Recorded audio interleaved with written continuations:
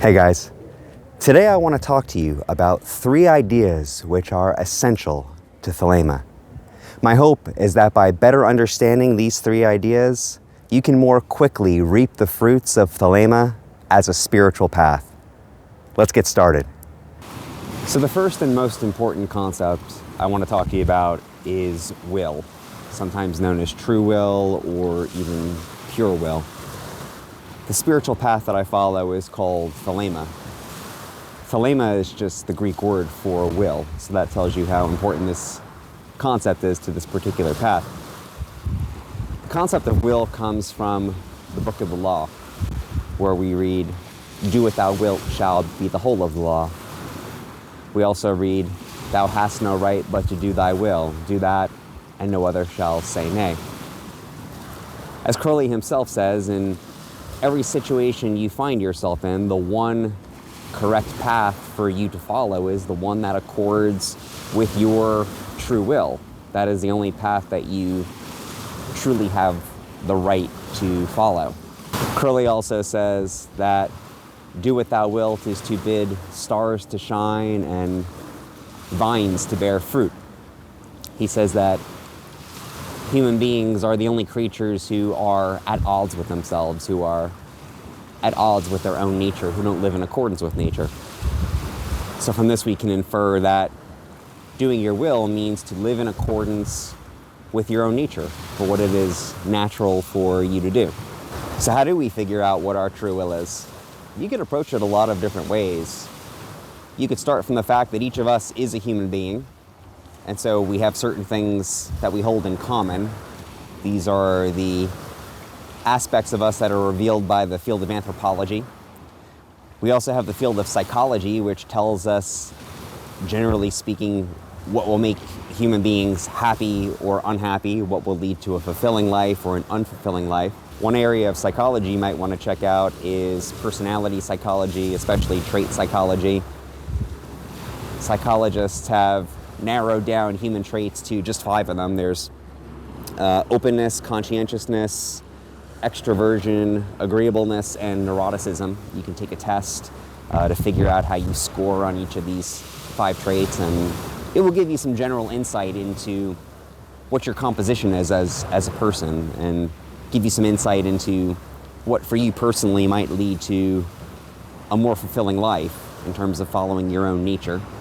Rather than trying to figure out what your true will is from introspection or study of yourself, you can simply pick a path in life and just go at it and see what happens. Just pick a goal, pick an aspiration, and pursue it. And try to maintain as much internal integrity through that process as you can. You're going to find that as you are in pursuit of some goal, life circumstances will conspire to cause that goal to shift. So maybe you were heading in one direction, and then at some point you have to recalibrate and head in a slightly different direction. It's as if your goal is constantly moving, and that's okay, because as you're pursuing that goal, you are getting a better sense of what it is that you are truly after. You can't know that at the beginning of the journey. You can only know that by trying to pursue something. So it's okay if you don't know at the beginning what it is that your true will is.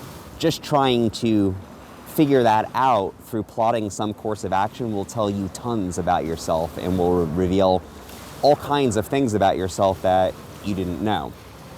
And as you go through that process, you're going to receive the hard knocks of life, and as long as you maintain your integrity as a person, you will develop character. You'll be shaped into something just through that process of engaging with life itself. So I think that's probably the most potent way of figuring out what your true will is. The second concept I want to share with you is love. So in the Book of the Law, it also says, love is the law, love under will. Now Crowley emphasizes that the love spoken of in the Book of the Law is not sentimentality. It's not even passion or romantic passion as we tend to think about it. Love means union. For Crowley, it's very closely related with the concept of yoga, which also means union. Another way that Crowley describes love is as the product of change. Life is constant change. There is nothing in life that is ever stable. Everything is in a process of changing from one thing into another. Part of the Thelemic spiritual path is the acceptance of change, in particular the acceptance of whatever happens and the affirmation of the goodness of it.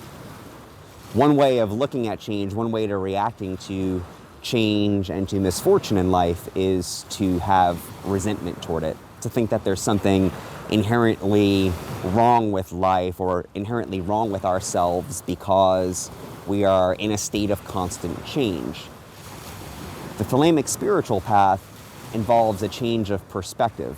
It means coming to view change not as something bad, but as a product of the fulfillment of will, a product of going. And so a large part of what this path is about is learning to affirm existence, to have an affirmative attitude toward existence, so that even when things transpire that might appear like misfortune, to be able to deal with them with equanimity and to have a certain amount of peace and balance even in the face of those things. The third concept I want to talk to you about is the concept of knowledge and conversation of the Holy Guardian Angel. Now, there are a lot of different views on what the Holy Guardian Angel is and what the experience of the Holy Guardian Angel is. For instance, sometimes people think of the Holy Guardian Angel as a particular spirit that they interact with and that talks to them and that gives them particular kinds of life advice through symbols in dreams or visions or in magic. And I don't want to disparage that perspective on it at all. I think that there is some value in that. I think that if you ask those sorts of questions of your Holy Guardian Angel or of God, and I think that if you maintain an open attitude, I think that answers will come to you, usually through silent promptings in some direction, especially at those moments where things seem to be going wrong in your life, where you feel like you've lost your way or that you're on the wrong path. I think that kind of simple, straightforward interaction with a guardian spirit can actually be really helpful, to just ask the question, where have I gone wrong, or what can I do to make this situation right? This is a little bit different from asking for a spirit to help you or to save you. That's more of the Christian notion of deity, where, for example, we pray to Jesus or we pray to a saint to intervene on our behalf. The idea of a guardian spirit in Thelema is more the idea of being taught a different perspective on things, a different way of looking at things. We're not here to be saved by something outside of us. We're here to save ourselves, and the first way that we save ourselves is by changing our perspective. And so sometimes it can really help to ask in those difficult moments, what can I do to correct this situation? Where have I gone wrong? What do I need to change?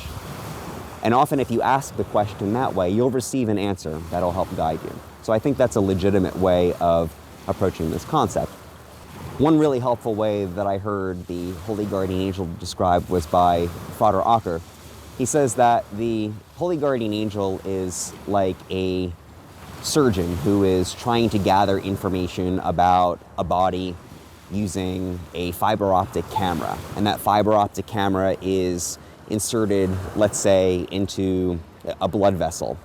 And the end of that camera relays back certain information to the doctor who is in the operating room, and he can see on a screen what's going on inside the body, and so he can properly diagnose the problem. The Holy Guardian Angel is like the surgeon, and you are the end of the camera that's being guided into the body, which in this case represents the universe, or represents your life. And your job is to relay information back up that fiber optic cable to the surgeon, who is God or the Holy Guardian Angel. You are not an independent entity. You are not separate from the universe or from the Holy Guardian Angel. You are the instrument of divinity, which is gathering information about this universe through this incarnation. And so really the task is to come to a full understanding of that, to realize that you are a servant of divinity, that you are a servant of this true self, that you were sent here to gather information and to experience this life for the sake of that divinity. And so coming to know divinity, coming to know the holy guardian angel, or coming to know God, is really about coming to know yourself as a servant of the divine. And so one way that you might have conversation with the holy guardian angel is to simply wish for yourself to be a better servant of divinity in this world and in this life, to have that kind of clarity so that you are not doing things that somehow occlude or make it difficult for the divine to work through you. Now, I mentioned previously that Crowley understood true will as living in accordance with nature. One way that we can understand nature is as the macrocosm, the universe as it is in itself, as a divine manifestation. And so one way to understand the idea of doing your will is to align yourself with that macrocosm. If you consider yourself to be the microcosm, to be an individual regarding themselves as separate from the universe, then the task of doing your will is making the microcosm match up with the macrocosm.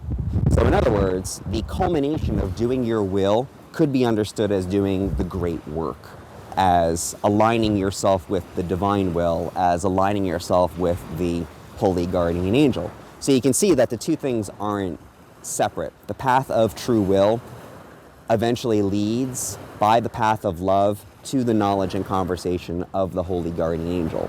The one is the culmination of the other. So there you have it. I hope this video has been helpful for you. If it has, leave a comment below. Tell me what you liked about it.